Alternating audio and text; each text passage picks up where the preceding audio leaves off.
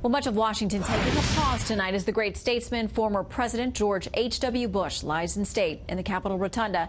But not everyone's avoiding cheap shots. So let's bring in former staff writer in George H.W. Bush's White House, Douglas Mackinnon, and President George W. Bush's former chief speechwriter, Bill McGurn. Great to have both of you gentlemen with us tonight.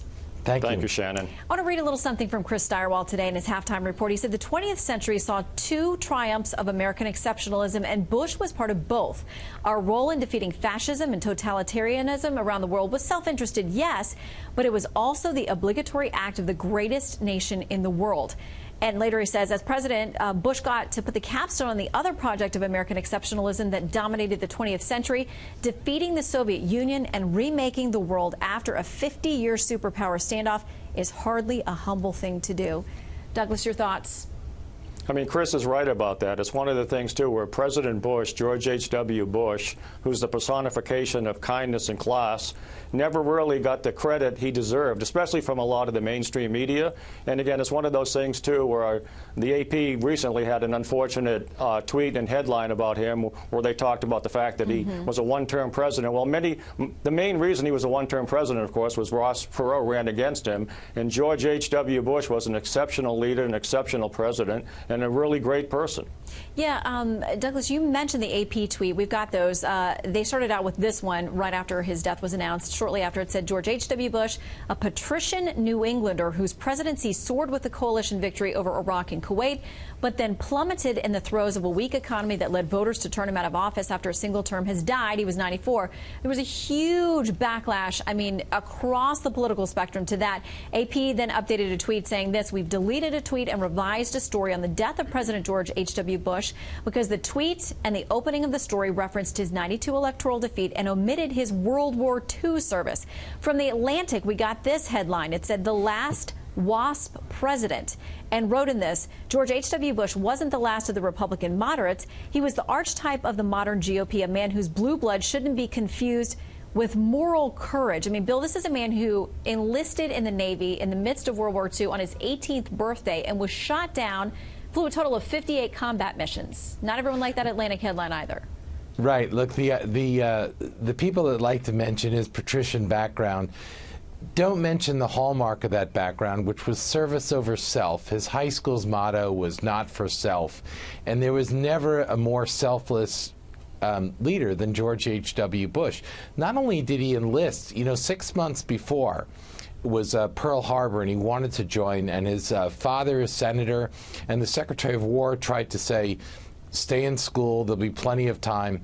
On his 18th birthday, he signed up. He was at one point the youngest pilot in the Navy, and he never talked about that. It's amazing that people would call him a wimp.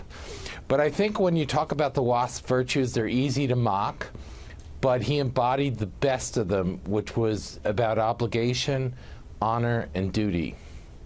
And we're keeping you're seeing some file footage there. He was rescued by a submarine after being out there, right. Shot down. This is not something that wimpy people normally do. I don't know that I would ever be up to doing 1/10 of what is on this man's resume. But I want to read something from President Trump also tweeting this. He said, President George H.W. Bush led a long, successful, and beautiful life. Whenever I was with him, I saw his absolute joy for life and true pride in his family. His accomplishments were great from beginning to end. He was a truly wonderful man and will be missed by all. Douglas, I know you think it's important that this president kind of heal the rift between him and the Bush family. I mean, obviously, he ran directly against Jeb Bush. There was some name-calling. The Bushes did not come out and endorse him. Do you think this is a moment to kind of, put those things aside? Shannon, I think it is a moment to do that, and I think they are going to do that. I mean, my personal feeling is President Trump is doing an exceptional job. But in many ways, as you've talked about in the past, he's basically, it's President Trump against the world. And what he really needs is allies. And you cannot have better allies than the Bush family. What President Trump really respects is real-world experience and accomplishment. And if you look at George W. Bush as president, if you look at Jeb Bush as governor, they have great experience, great accomplishments. And it's one of those things, well, let's take baby steps. And for me, I would suggest, why not have a working group at the White House to talk about the educational needs of poor and disadvantaged children in the United States of America. And if you're going to do that, there's no better person in the country to talk about that than Jeb Bush, who knows that subject so well, and he and President Trump would agree completely. Yeah, Bill, final word to you. Look, I have a column in the Wall Street Journal tomorrow. I think George H.W. Bush was the real-life George Bailey, the hero of It's a Wonderful Life.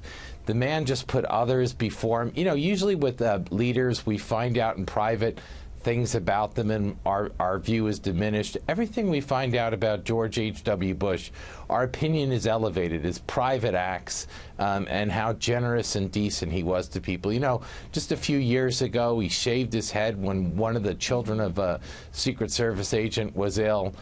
He was just the best of America, and I think we all recognize that we've lost something. You know, there was always something Jimmy Stewart about him, both Ivy educated, both military pilots, and we just lost a very good man. Yeah, and you'll hear that across the aisle, regardless of party. I mean, it's consistently what we hear, and it was my experience with him as well. Douglas and Bill, thank you very much for being with us tonight as we remember him. Thank you. Thank you so much, Shannon.